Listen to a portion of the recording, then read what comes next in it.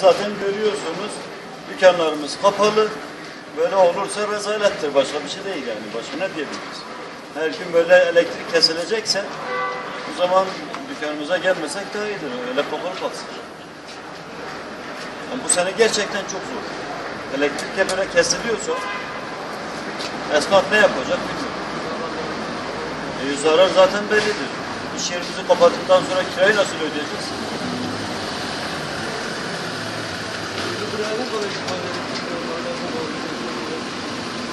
Kiralar, Ufa'nın kirası zaten benim yüksek. Kiralar yüksek. O sokakları hepsini görüyorsunuz zaten. İnsanlar şimdi dışarıda. Hep sürekli böyle kimse. Bak orada. Elektrikler kesiyor.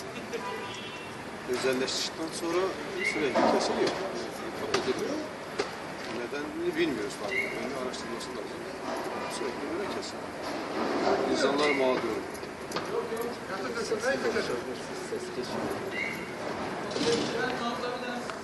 Daha ne diyeyim?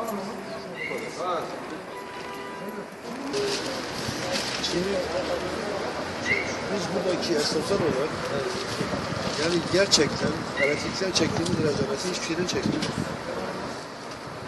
Yani sen şimdi bu özele geçtiğinden beri bir faturasını ödemediğin zaman işte öyle fabrikalar var. Yıllarca para ödemez. Onun şey yaparlar. Ama vatandaşa tık diye elektriğini keserler. 2 günde böyle elektrik gelmediği zaman da gelip ne ilgilenir ne ilgilenir. Şimdi sen git oraya. Arkadaşım ben ekip gönderiyorum. Sana ekibim kardeşim. Buradaki gördüğün esnafları baştan tut. Şurayı tut. Bu araya gir. Esnafları anladım. Bak bu araya gir. Hepsinin kepengi kapalı. Ne olacak bu insanların hali? Esnaflar kaç? Saat 9.30. Esnaflar dükkanı açmamış. Hiçbir tanesi açmamış. Evet, tamam. Emin ol bak şimdi seninle birlikte ben gideyim oraya. Bana söyleyeceğim laf nedir?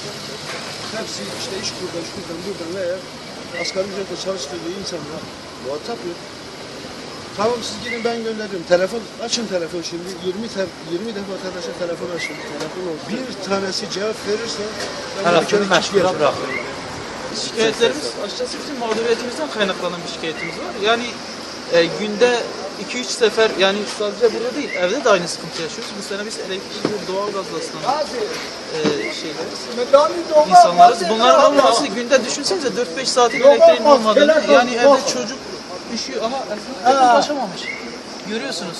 Bunlar hep elektrikle çalışan işler. Yani biz elektrik üzerine çalışma yapıyoruz. Elektrik olmazsa mağdur oluyoruz. Yani tamamen bu. Yani bir de muhatap yok. Karşına muhatap bulamıyorsun.